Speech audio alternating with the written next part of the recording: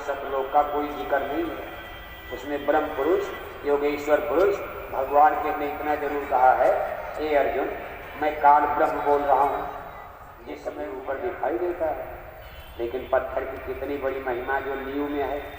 अगर नींव का पत्थर कमजोर हुआ, आपका किला महल ढह जाएगा और कोई आंधी तूफान आया तो गिर जाएगा।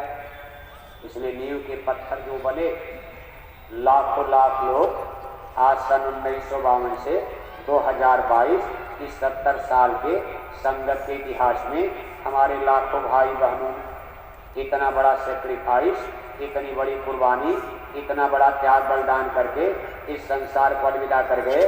और कितने लोग अपने निदेश अमर देश सतलोक भी चले गए।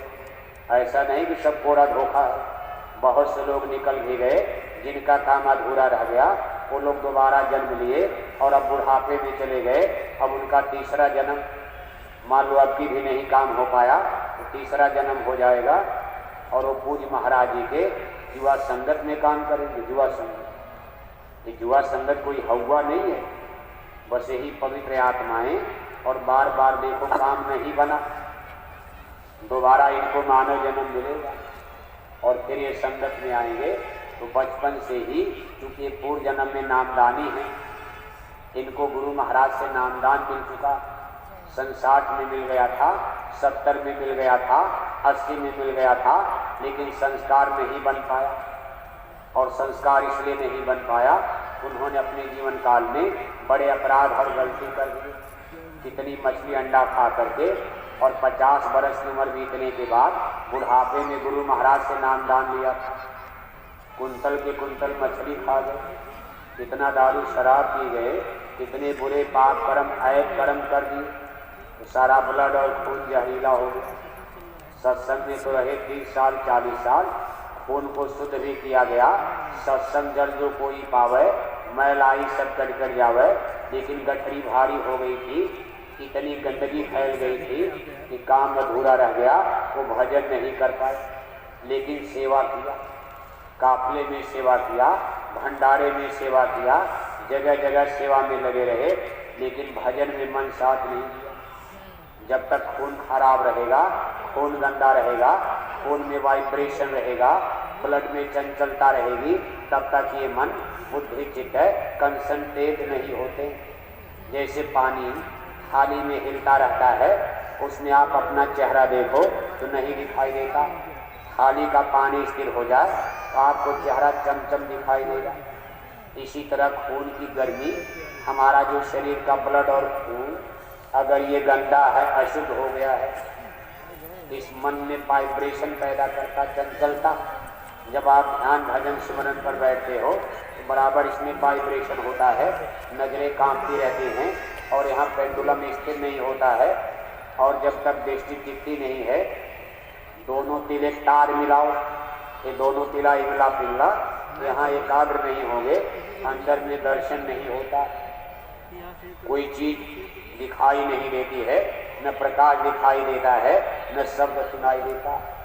इसलिए जीवन के हमारे कर्मों से इस चीज का बहुत बड़ा संबंध है। इसलिए मान लो लोग तो चले गए, लेकिन फिर दोबारा लौटकर इस संगत में उन्होंने एक अच्छे घर, खानदान, परिवार में, फिर सत्संगियों के घर में ही बेटा बेटी बनकर उनका पुनर्जन्म हो रहा।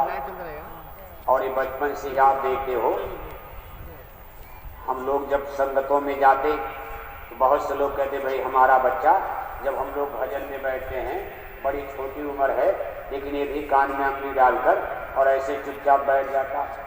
गुरु महाराज की फोटो देखकर 6, 7, 5, 6 बरस के छोटे छोटे बच्चे ऐसे हाथ उठाकर मुस्कुराते हैं। ये सब पूर्व जन्म की नामदानी आत्माएं हैं। संस्कार कई जन्म में बनता है और कई जन्म में बिगड़ता है। उनके भजन के परमार्थी संस्कार इस संतों की आध्यात्मिक पाठशाला में एक जन्म दर जन्म का खेल चलता रहता। इसलिए आपको भी इसमें कोई फिक्र करने की आवश्यकता नहीं है। गुरु महाराज कहते थे कि तुम्हारी चिंता मैं चिंतधारी, तुम यह चिंत धर रहो प्यारा, वह तो रूप दिखा कर छोड़ूं, तुम जल्दी क्यों करी पुकारा।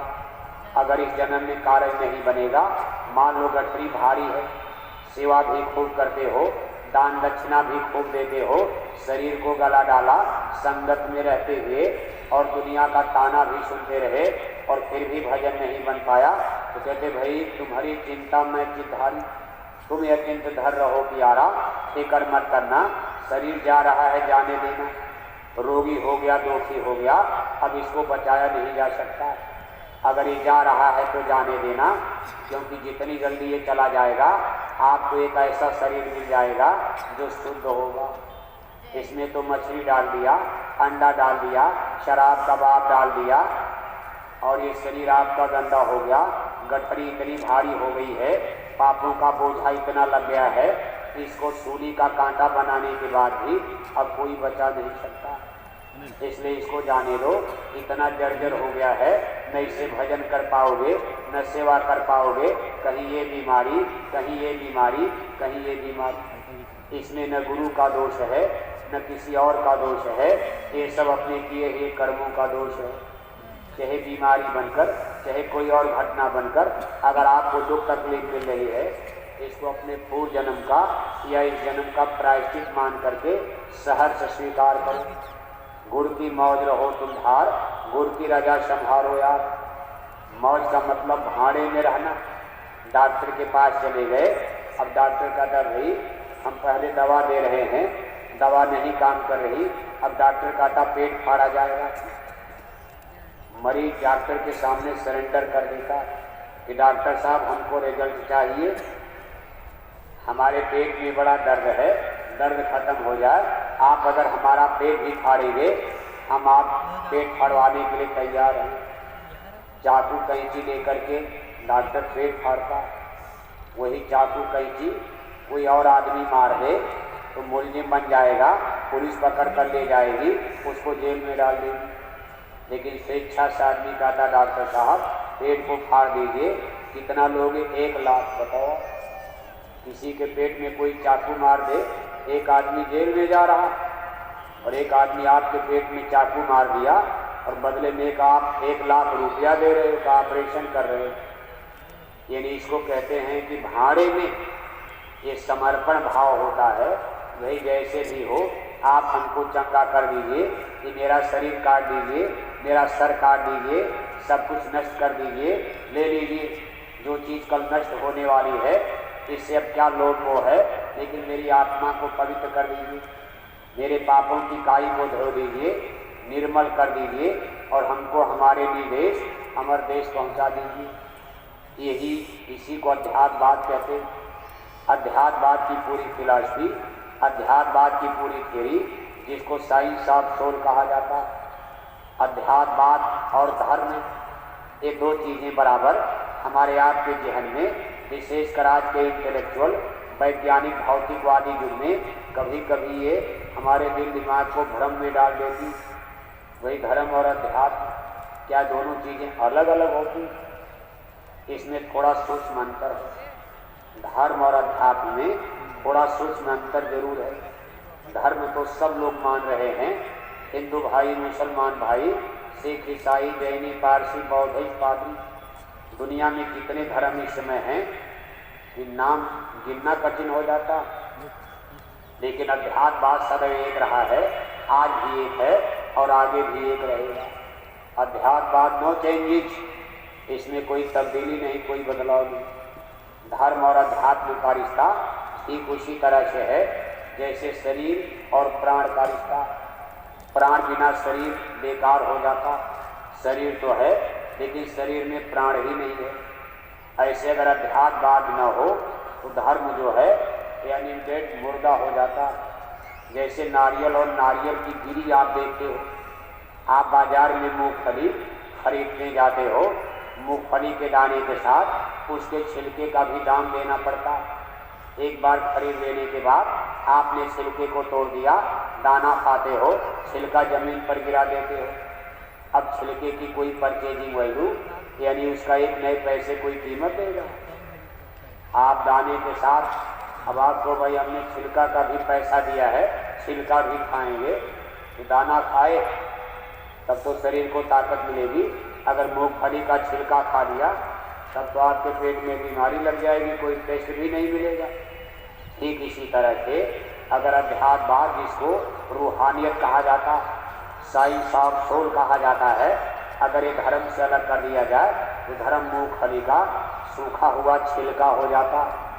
ये जनता को, आवाम को सुख देने की जगह अब यही धर्म दुख देने लगता। यानी सूखा मूंगफली का छिलका, सूखा नारियल की खोखला छिलका, ये हमारे पेट को, मन को, बुद्धि को खराब करता है, हमारे सिस्टम को डैमेज करता है। जनता को सुख की जगह दुख प्राप्त होने लगता है, क्योंकि इसमें अध्यात्मवाद ही असली चीज है। सार्थक यानी अध्यात्मवाद मंजिल है, अध्यात्मवाद मिशन है, लक्ष्य है, साध्य है, और धर्म हमारे लिए साधन है। जैसे कहीं आपको जाना है, मथुरा से बंबई जाना है, अनेक प्रकार के साधन का आप इस्तेमाल करते हो। कोई ट्रेन से जाता है, नज़दीक जाना है तो आप पैदल ही चले जाओ, थोड़ा दूर जाना है मोटरसाइकिल या कभी कार, और कहीं मान लो अमेरिका जाना है, बीच में बहुत बड़ा समुंदर है, तो ट्रेन तो जा नहीं पाएगी, कार मोटर जा नहीं पाएगी, अब उसके लिए आप हवाई जहाज़ का इस्तेमाल करते हो। इसी तरह से आध्यात्मिक मंजिलें, ब्रह्मांड में जितनी मंजिलें हैं उस पर चलने के लिए अनेक प्रकार के साधन, और इन साधनों का समय समय पर इजहार हुआ करता। धर्म हमारे आपके इस आध्यात्मिक मंजिल में, यात्रा में मददगार साबित तो होता, लेकिन मंजिल तो कुछ और है। अब हम कहें नहीं यही गाड़ी मोटर में चुपचाप बैठ गए और गाड़ी उल्टी दिशा में चली जाए तो कभी मंजिल पर कोई नहीं पहुंच सकता। और इसके लिए मार्गदर्शक, इसीलिए संतों की, गुरु की आवश्यकता होती। अध्यात्मवाद के लिए सिर्फ इतना ही कहा जा सकता है, अध्यात्मवाद नैतिक मूल्यों पर आधारित ऐसा विषय यानी सब्जेक्ट है जिसमें किसी मुर्शिद कामिल, the great master of the spiritualism में, संत सदगुरु की रहनुमाई में, उनके मार्गदर्शन में हम कोई स्पिरिचुअल एक्सपेरिमेंट, आध्यात्मिक साधना, कसरत अभ्यास करके अपनी स्पिरिट को, आत्मा को जगाते हैं और उस ऑलमाइटी सुपर पावर परमपिता परमेश्वर से मिलकर सदा सदा के लिए जन्म मरण से आज़ाद हो जाते। अध्यात्मवाद इसी को कहा जाता है कि हमारी आत्मा परमात्मा से मिलकर जन्म मरण से छुटकारा पा जाए। इसलिए अध्यात्मवाद, क्योंकि जन्म मरण से छुटकारा पाने का रास्ता है, इसलिए पूर्व जन्म और पुनर्जन्म के सिद्धांत पर स्थापित है। पूर्व जन्म और पुनर्जन्म के सिद्धांत का मतलब, जैसे आज संसार में दो तरह के सिद्धांत काम करते हैं। एक भौतिक विज्ञानियों का सिद्धांत है जिसमें पढ़े लिखे लोग आते हैं, जैसे दुनिया के बड़े बड़े साइंटिस्ट, बड़े बड़े बायोलॉजिस्ट, बड़े बड़े इंजीनियर, बड़े बड़े डॉक्टर्स, बड़े बड़े प्रोफेसर, लॉयर, बैरिस्टर, वकील, इन लोगों का सिद्धांत है ये लोग ओनली वन लाइफ थ्योरी, आप ओनली वन लाइफ, एक जीवन के सिद्धांत को मानते, और अध्यात्मवाद में बहुजीवन के सिद्धांत को माना जाता है। बहुजीवन का सिद्धांत का मतलब हमने अनेक बार जन्म लिया है और आगे भी अनेक बार जन्मते मरते रहेंगे, लेकिन वैज्ञानिक थ्योरी कहती है, विज्ञान विशेषकर आज के इस वैज्ञानिक युग में पढ़े लिखे लोगों के दिमाग में, और इसी पर देखो दुनिया आगे बढ़ रही है, एक जीवन का सिद्धांत। एक जीवन का सिद्धांत का मतलब यानी हमारा पूर्व जन्म नहीं था, हम एक बार दुनिया में जन्म लिए हैं, एक ही बार मरेंगे, एक बार आग में शरीर आग में जला दी जाएगी, मुट्ठी भर राख हो जाएगी, मिट्टी मिट्टी में मिल जाएगा, तो शरीर दोबारा जिंदा कैसे होता है? यानी वो लोग केवल शरीर को ही मानकर चल रहे हैं, वो लोग स्पिरिट और आत्मा को नहीं मानते हैं। ये वैज्ञानिकों की वैज्ञानिक थियरी है। इसमें आत्मा परमात्मा, इसलिए लोग ब्रह्मांड में कहते there is no existence of God. इस ब्रह्मांड में स्वर्ग वैकुंठ, स्वर्ग नरक, देवी देवता, ईश्वर भगवान, कहीं कोई वस्तु और चीज नहीं है। ये वैज्ञानिकों की थियरी है। यही हमारे बेटे बेटियों को इस समय यूनिवर्सिटी कॉलेज में पढ़ाई जा रही है। भारत के भी बड़े बड़े यूनिवर्सिटी, बड़े बड़े कॉलेज में इस समय यही थियरी हमारे बेटे बेटियां भी पढ़कर आ रहे हैं। इसीलिए आपसे बार बार कहा जाता है इनको इंजीनियर डॉक्टर बनने के लिए तो भेजो आप। इंजीनियर डॉक्टर बनना तो जरूरी है, लेकिन सत्संग से भी जोड़े रहो, नहीं तो कल आपके हाथ से निकल जाएंगे। अगर इन्होंने कहीं थियरी को स्वीकार कर लिया फिर भजन भक्ति की क्या जरूरत है। अगर एक ही बार जन्मना है, एक ही बार मरना है, दोबारा जन्म नहीं होगा। किसके लिए पूजा करना, किसके लिए सत्संग करना, किसके लिए आपको साधना करना और किसके लिए आपको मेहनत करना, धर्म कर्म करने की जरूरत है क्या।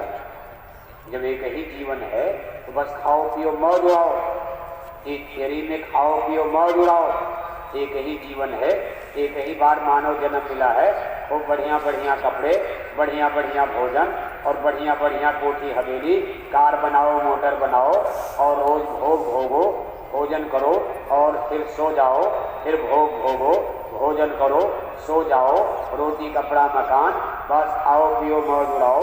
जो कुछ सुख जीवन में एक ही बार, जो कुछ दुख इसी में, न दोबारा दुख है, न दोबारा जन्म है, न दोबारा मरण है। अब ये थियरी तो कहने में बड़ी मजेदार है। अगर इस थियरी को हम लोग भी स्वीकार कर लें तो सत्संग वत्संग सब बंद हो जाए, क्या जरूरत है। सत्संग वत्संग आप क्यों आते हैं भाई। ठीक है आप जमीन के लिए, बगीचा के लिए, किसी को भूत लगा वो भी चलाया, किसी को मान लो बच्चे घर में बीमारी वो भी चलाया। चलो मथुरा में भाई सुना जाता है बड़ी दुआ लगती है मंदिर में और मनोकामना पूरी होती है। हो सकता बेटा बेटी नहीं होए, चलो भाई मंदिर में सुना कि मथुरा मंदिर में गए, दुआ मांग लिया तो बेटा बेटी पैदा हो जाते, चलो नौकरी मिल जाती है मथुरा जाने से और फिर गरीबी दूर हो जाती है। लेकिन इसके पीछे परोक्ष रूप से मोक्ष मुक्ति का भी भाव आप में जुड़ा। अगर मोक्ष मुक्ति का, ईश्वर परमात्मा का भरोसा आप में न होता, इस मंदिर यानी ईदगारे के बने मंदिर में आप इतनी बड़ी चीज का विश्वास नहीं कर पाते। लेकिन विश्वास तभी होगा जब आदमी यानी ईश्वरवादी होगा, आत्मा परमात्मा को मानेगा, और जो आत्मा परमात्मा को मानेगा वो पूर्व जन्म पुनर्जन्म को मानेगा। अब देखो इसी बात को लेकर जब धर्म कर्म की बात की जाती है, आज रामायण गीता अपने हिंदुज्म में जितने स्पिरिचुअल लिटरेचर्स हैं जो हिंदू धर्म में बात, अब यहाँ कोई मुसलमान भाई तो है नहीं, अभी मुसलमानों को सुनाने का समय तो कई साल के बाद आने वाला। गुरु महाराज कहा करते थे समय आएगा हम भारत के मुसलमानों को सुनाएंगे, फिर दुनिया के मुसलमानों को। अभी तो यहाँ सब आप हिंदुज्म में ज़्यादातर लोग जो बैठे हो इसमें करीब करीब हिंदू धर्म को सपोर्ट करते वही लोग तो हैं। और हिंदू धर्म के स्पिरिचुअल लिटरेचर्स आज की तारीख में रामायण गीता वेद भागवत, वैसे सूरज तो सबके लिए, लेकिन कई चीज़ें जो व्यावहारिक रूप से देखा जाए, वही जैसे कोई मुसलमान फकीर हो और कितनों बढ़िया उनके पास रिद्धि सिद्धि हो और किसी हिंदू भाई से कहा जाए चलो भाई इनके चेला बन जाओ, थोड़ा देर के लिए आदमी सोचता है। इसी तरह मुसलमान भी सोचते हैं, पंजाब के सिख बहादुर भी सोच रहे हैं, अंग्रेज ईसाई भी सोचते हैं, और अगर कहीं चले गए तो लोग कहते हैं भाई धर्मांतरण कर लिया, इन्होंने तो धर्म परिवर्तन कर लिया। इसलिए कई समस्याएं व्यवहारिक चाहते हुए भी कोई मुसलमान भाई आपके मिशन से, जय गुरुदेव मिशन से जो लोग जुड़े, बहुत से लोग जुड़े। हमारे एक मोहम्मद शफी हैं महाराजगंज जिले में, गुरु महाराज के ज़माने से बोरा पहन रहे, लेकिन जाट बिरादरी ने उनको बहिष्कृत कर दिया और बेचारे अपना शादी ब्याह प्रेमियों ने तो खैर करवा दिया। आज भी जाट बोरा पहनकर महाराजगंज में जिंदा हैं और आज भी बोरा पहनते हैं। नाम आज उनका मोहम्मद शफी साहब। दूरदर्शी के ज़माने में कई बार इलेक्शन भी फाइट किए, चुनाव भी लड़े, लेकिन जाट बिरादरी के लोगों ने इनको बहिष्कृत कर दिया तो भाई आपने धर्मांतरण कर लिया, आप तो हिंदू हो गए। आज की परिस्थिति में किसी चीज़ को जुबानी कह देना तो आसान है, इस चीज़ का एग्रीमेंट होना बहुत कठिन हो जाता। राष्ट्रपिता महात्मा गांधी हिंदू मुसलमान का एग्रीमेंट कराते कराते अंत में गोली के शिकार हो गए। उन्होंने भी एग्रीमेंट कराना चाहा था ईश्वर अल्लाह तेरे नाम, सबको सम्मत दे भगवान। और तब तक दिल्ली में गोली मार दी गई और मरते समय उन्होंने अंतिम समय में निराशा व्यक्त की थी कि मैं हार गया। देश आज़ाद हुआ लेकिन ये आज़ादी नहीं है, ऐसी आज़ादी नहीं जिसमें लाखों हिंदू मर गए, बच्चे बच्चियां मर गए, औरत और बुढ़े मारे गए। हमारी आज़ादी अधूरी है। और उस फकीर महात्मा का हमको आपको श्राप लग गया, श्राप लग गया। सुख तो किसी को आज़ादी के बाद भी नहीं, अभी तक नहीं मिला। सुख अभी किसी को मिला नहीं। स्वराज के बाद राम राज की बात हो रही थी, ये उसी दिन दफन हो गई जिस दिन हिंदू मुसलमान मारे गए और गांधी महात्मा को गोली मार दी गई। कहने का कुल मतलब ये है, असली चीज़ सामने लाना। किसी रिवोल्यूशन में आज आप लगे हो, ये काम कोई आसान नहीं है। शाकाहारी धर्म का प्रचार प्रसार, फैलाव विस्तार आप जो कर रहे हो, इसके लिए आपको अपने घर में ही संघर्ष करते आप नजर आते हो। एक भाई का धर्म शाकाहारी, दूसरे भाई का धर्म मांसाहारी हो चुका है। घर में ही आप जूझ रहे हो। अपने घर को ही अगर गोंद ले लो, चलो पहले घर को ही ठीक कर लिया जाए। अपने रिश्तेदारों को समझा ले जाओ तो संगत कई गुना बढ़ जाएगी। अभी तो अपना घर ही नहीं ठीक कर पा रहे। एक आदमी झोला टांग कर सत्संग में चल दिए। 10 साल से अकेले आते हो, एक झोला टांग लिया अकेले। कहा जब भाई घर वालों को लाया करो। अरे कहते कौन झंझट मोड़ लेने जाए, अपना भाड़ा लगाओ, अपना किराया लगाओ। इनको जब मथुरा ले जाते हैं, कहीं लैट्रिन गड़बड़, कहीं ये गड़बड़, झगड़ा हो जाता है। कहीं भंडारे में अगर रोटी समय से नहीं मिली, कहते लाकर हमको कहाँ फंसा दिया, हमको कहाँ फंसा दिया। और वहीं झगड़ा करके कान पकड़ लेते हैं। ऐसी जगह हम कभी नहीं आएंगे, न यहाँ पानी है, न बिजली है, नहीं है। अब कोई मान लो इतना बड़ा हजूम है। अब कोई ये शादी ब्याह का फंक्शन तो है नहीं कि आप बारात करने आए हो और आप यहाँ तो सेवा भाव से। लेकिन जो नए आगंतुक आते हैं, इनको लाना तो आसान है, इनको अटेंड करना कठिन हो जाता है। इसलिए जब आप कभी इनको लाया करो तो बिल्कुल मुस्तैदी के साथ, ज़्यादा भीड़ नहीं, 2-1 लोगों को लाओ, लेकिन उनको पूरा 1 बार 2 बार स्टैंड करना पड़ेगा, अटेंड करना पड़ेगा। उनकी खातिरदारी में, उनके खाने में, पीने में, टट्टी में, पेशाब में, पानी में, पाखाने में कहीं कोई दिक्कत न आने पाए। तो एक बार में वो सीख जाएंगे। लेकिन आप पहली एक बार और वो झगड़ा हो जाता, फिर अगली बार वो नाम नहीं लेते। तब आप कहते भाई अब किसी को नहीं ले जाएंगे, कान पकड़। अरे कहा क्यों नहीं ले जाएंगे? अरे का अपना भाड़ा लगाया, किराया लगाया, अपने चाचा को, अपने भतीजा को, अपने गांव वालों को इतनी मेहनत से मैं मथुरा ले गया और वो आकर के उल्टा विरोध करता है। इस चीज़ को आपको समझना। व्यवहारिक जीवन में जो कठिनाइयाँ आती हैं, भीड़ इकट्ठा कर लेना कोई बड़ी बात नहीं। लेकिन भीड़ को अटेंड करके और परमार्थी बना देना, संगत की तरफ मोड़ देना, ये अपने आप में बड़ा कठिन काम है। अभी हम उड़ीसा की तरफ गए थे, इतनी भीड़, जब को लोग उड़िया भाषा बोलते, हिंदी बहुत कम, लेकिन हजारों हजार की भीड़। यानी हमने पूछा इसमें सत्संगी कितने हैं, लोगों ने बताया ज़्यादा 25-50 लोग बैठे होंगे और भीड़ अंदाज़ा लगाओ कई हजार की भीड़। और सब ताली बजा करके जैसा करते होंगे, सब ताली बजा के नाच रहे। अब कर्म कांड में, पुरानी पूजा पाठ में यही तो परंपराएं अलग अलग, उड़िया अलग, कन्नड़ अलग, जैसा सिखा दिया गया है उसी तरह से। लेकिन भाव उनका देखो आप, भाई मथुरा से आ रहे हैं, इतना ऊंचा भाव, कई हजार। और बड़े प्रेम से उन लोगों ने ये भी कहा, और एक बस तैयार हो, कहा हम एक बस लेकर के मथुरा आएंगे। अब बताओ, बुला तो लिया एक बस, यहाँ जाड़े में कहीं बेचारे परेशान हो जाएं, अगली बार कान पकड़ लेंगे, अब हम मथुरा ऐसी जगह कभी नहीं आएंगे। कभी लोग कहते हैं अरे भाई हम उस मिशन में गए थे, बड़ी बढ़िया व्यवस्था थी, बढ़िया सुबह नाश्ता मिल गया, समय से भोजन मिल गया, और सबके लिए बढ़िया कमरे, लैट्रिन, बाथरूम। फिर उनसे जब पूछा गया सत्संग मिला, कहा सत्संग क्या होता है?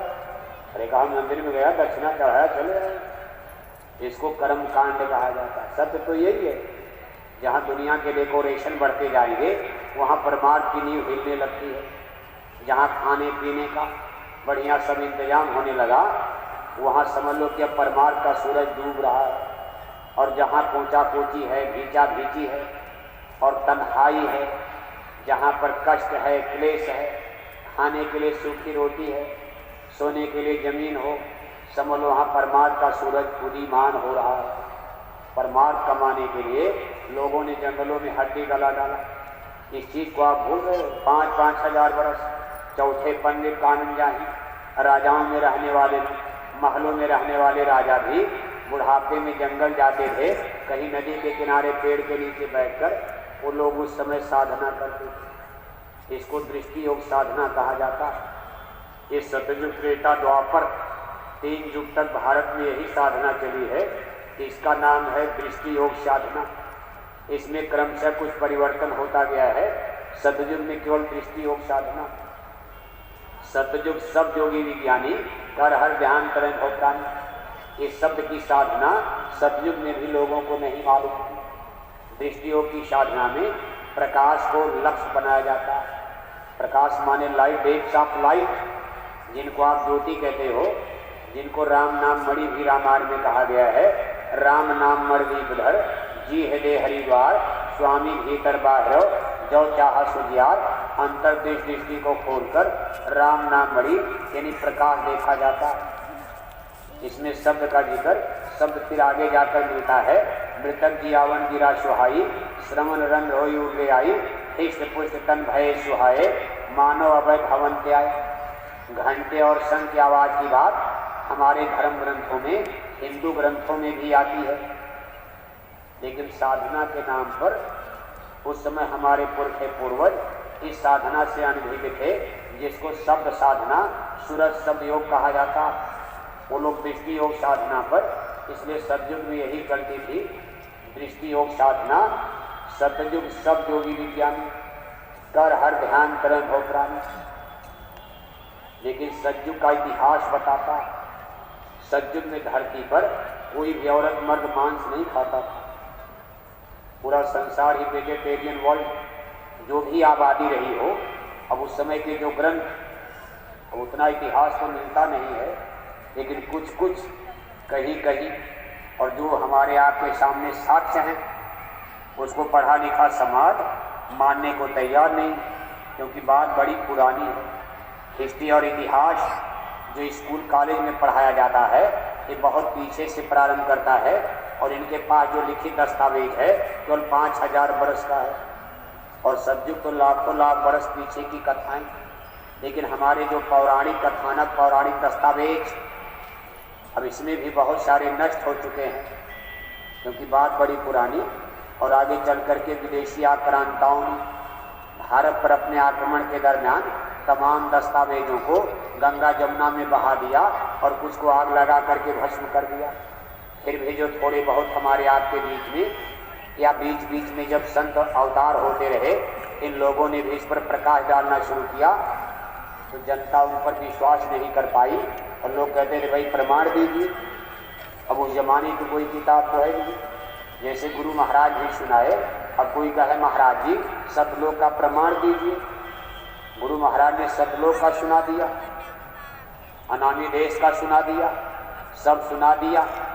अब कोई कहे महाराज ये कहाँ लिखा है, हमारे वेद में कहीं लिखा है? तो वेद में जिसका जिक्र ही नहीं है। और हिंदू जनता वेदों को मानती, रामायण भी मानती है, गीता भी मानती है। लोग सतलोक का कोई जिक्र नहीं है।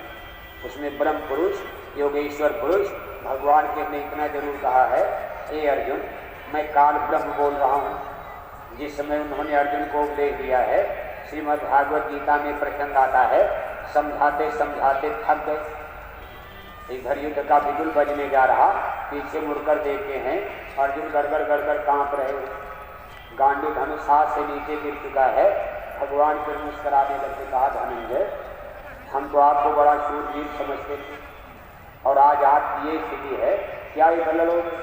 अरे कहा केशव ऐसा ही तो मुझको अब लड़ना ही नहीं, राजपाट के लिए मैं अपने खानदान को खत्म कर दूं। भगवान कहने का भाई ये राजपाट का युद्ध होता तो हम आपको न लगाते। ये तो बड़े भागशाली क्षत्रियों को ऐसा युद्ध मिलता है। धर्म क्षेत्रे कुरुक्षेत्रे, हे धनंजय हे अर्जुन, ये धर्म युद्ध होने जा रहा है। इसमें धर्म की स्थापना की बात हो रही है। केवल गद्दी कुर्सी का, राजपाट का, हस्तिनापुर के तख्त और ताज की लड़ाई नहीं है। हे अर्जुन ऐसा युद्ध है, बिरले क्षत्रियों को नसीब होता है। इतिहास पुरुष बन जाओगे। मैंने आपको धरती पर चुन लिया है। मैं तो किसी को चुन सकता था, किसी को खड़ा कर सकता था।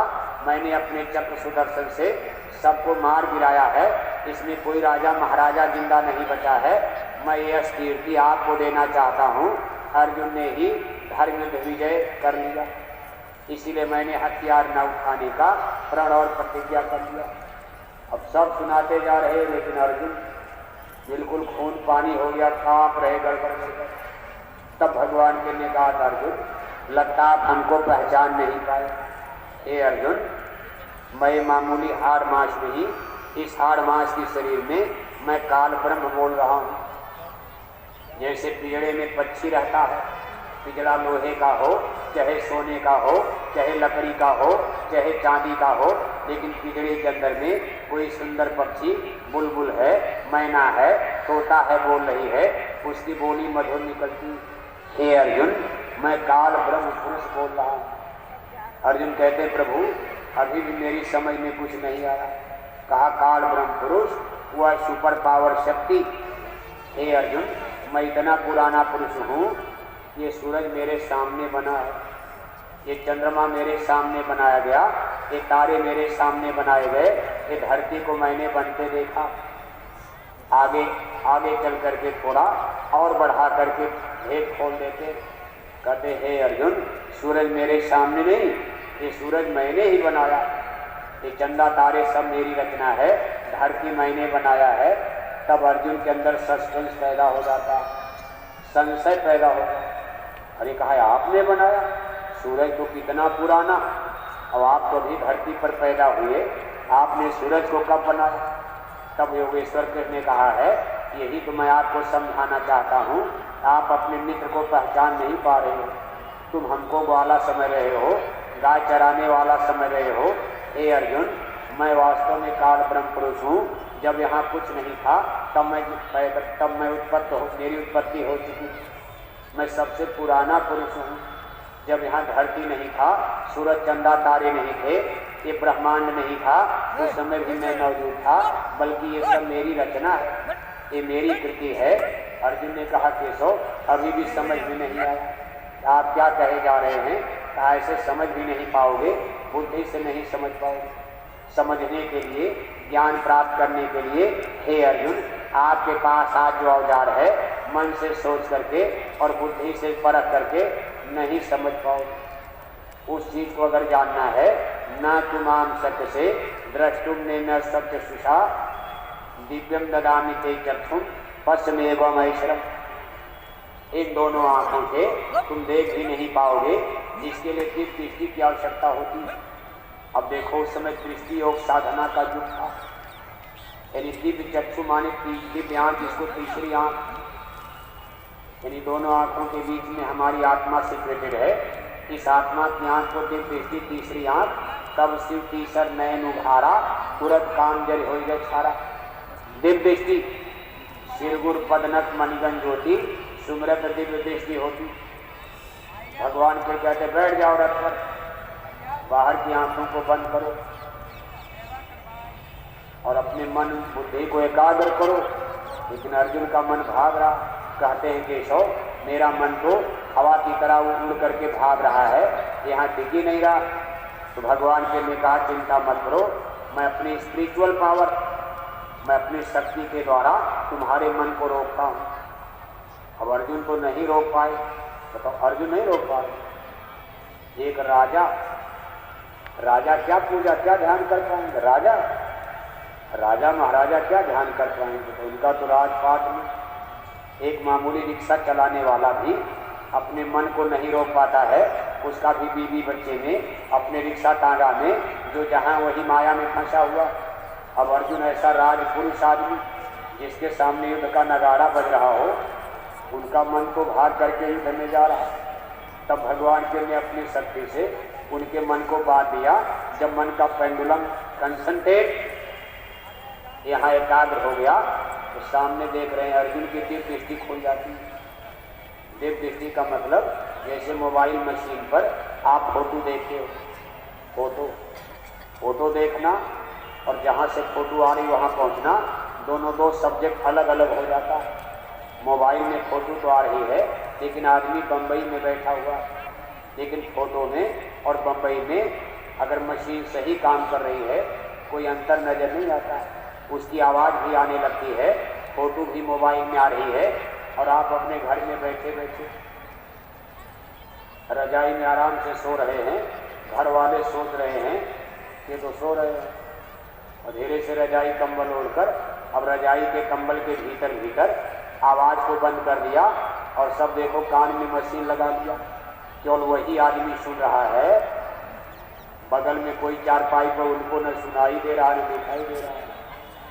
अब मोबाइल, लोग कहते भाई मोबाइल बच्चों को बिगाड़ रही है, तो मोबाइल मशीन की क्या गड़बड़ी है? मशीन का कोई दोष है? वही तो संस्कार का, अगर आप उनको अच्छी जगह ले जाओ तो बच्चे कभी नहीं बिगड़ेंगे। इसलिए कहा जाता सत्संग में लाओ। मशीन तो इसलिए बनाई गई कि बिगड़ने के लिए बनाई गई। मोबाइल में कितनी दुनिया भरी है, पूरी दुनिया मुट्ठी में आ गई। अगर ये मोबाइल से कितने सत्संग भी, कितने लोग रोज सत्संग सुनते हैं और जिसको बिगड़ना रोज फिल्मी गाना सुनता, ये दोनों चीज़ें पॉजिटिव और निगेटिव।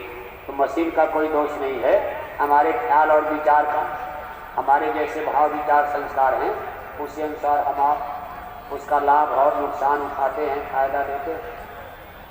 तो देखो आपने दृष्टि के खुलते ही अब अर्जुन को दिखाई देने लगा स्वर्ग की अन्य लोक की रचना।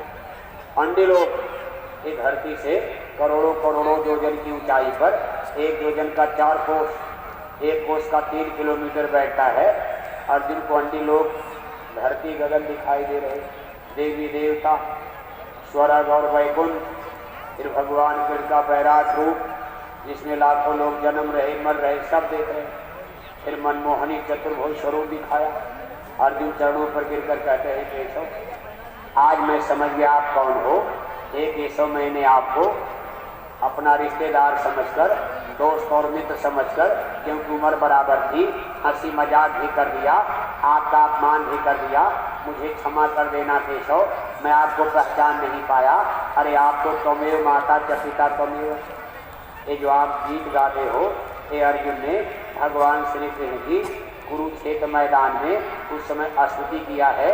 उनकी महिमा में वाणी कही है, त्वमेव माता च पिता त्वमेव, त्वमेव विद्या द्रविणम त्वमेव, त्वमेव सर्व मम देव देव। कहा भाई त्वमादि देव पुरुष पुराण। हे केशव कुल मिलाकर के आप ही सब कुछ हो। आज मेरी समझ में आ गया, लेकिन ये बात कब समझ में आई? जब उनकी अंतर्दृष्टि खुली। इसलिए महापुरुषों को इन बाहर की आंखों से, अपनी हिंदी अंग्रेजी से या अपने ज्ञान विज्ञान से, अपनी भौतिक बुद्धि से कोई पहचान नहीं सकता। कहते मेरे रंग महल चल जाओ, दिखाऊं तो ही अगम गली। पहचानना है, जानना है, आपको साधना करनी पड़ेगी और वो साधना आप कर रहे हो, गेंद आपके पाले में है, बस मैदान में बैठे रहो। इसी तरह लगे रहोगे, एक दिन मंजिल मिल जाएगी, नहीं जन्म में मिलेगी, अगले जन्म में। लेकिन फिक्र मत किया करो, कोई चिंता नहीं। जो कुछ हो रहा है, गुड़ की मौज रहो तुम धार, गुड़ की रजा संभालो यार।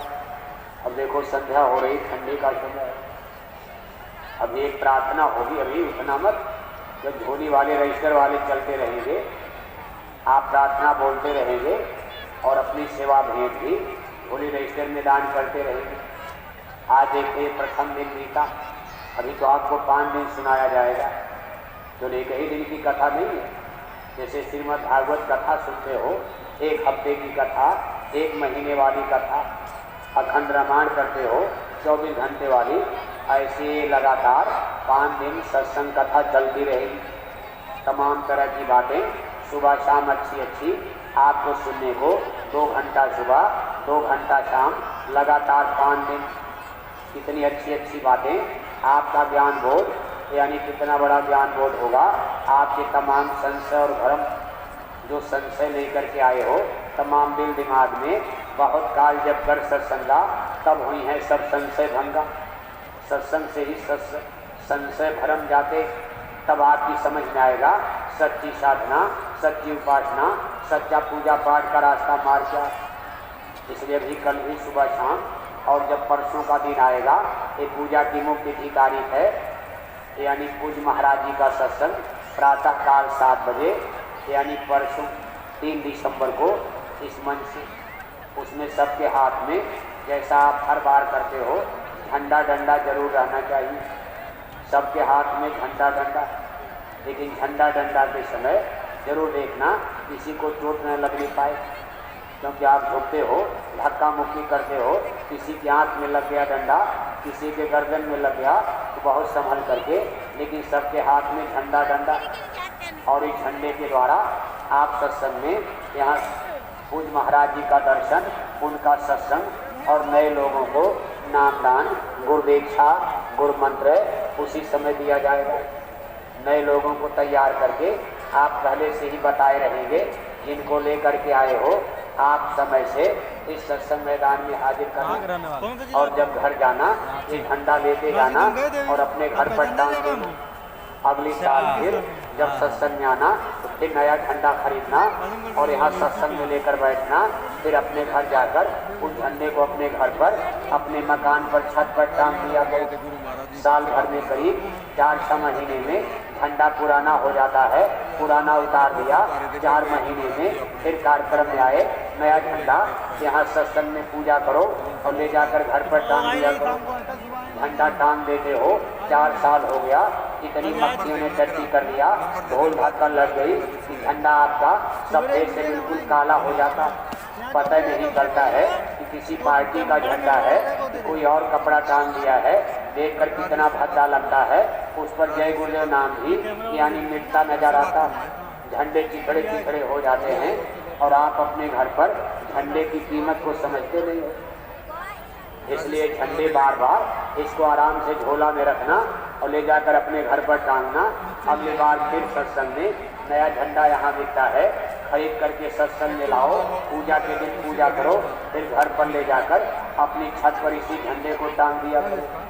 तो परसों का दिन आपके लिए बहुत महत्वपूर्ण होगा।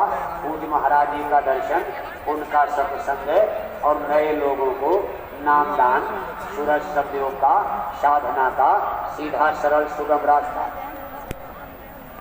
जिसको अपनी भाषा में आप गुरुदीक्षा गुरुमंत्र भी कहते हो, वैसे गुरुदीक्षा गुरुमंत्र तो इसको नहीं कहा जाता है, इसको नाम की अमोलक दौलत नामदान कहा जाता है।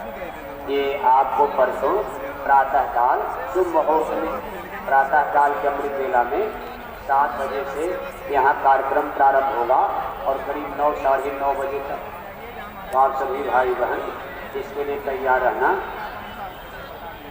जब यहाँ घंटी बजे आप मैदान में आ जाया करो और दिन में खाली समय में कोई छोटी मोटी सेवा थोड़ी बहुत जरूर किया करो, जिससे तन की सफाई हो जाए। बड़ी यहाँ सेवा चल रही है, आपको बार बार कहना न पड़े, खुद खोज करके कोई सेवा जिसको आप आसानी से कर सकते हो। झाड़ू लगाना, खुरपी चला देना, अगर आप खुरपी नहीं चला सकते हो तो झाड़ू ही चला दो। भंडारे में चले गए, कम से कम कहीं आटा या कहीं आप रोटी बनाने लगे या कोई और काम, सब्जी ही काट दिया, इन्हीं नहीं कि खाकर दिन भर सोते रह जाओ। सेवा का बहुत बड़ा महत्व है इस सदगुरु के दरबार में। बोलो जय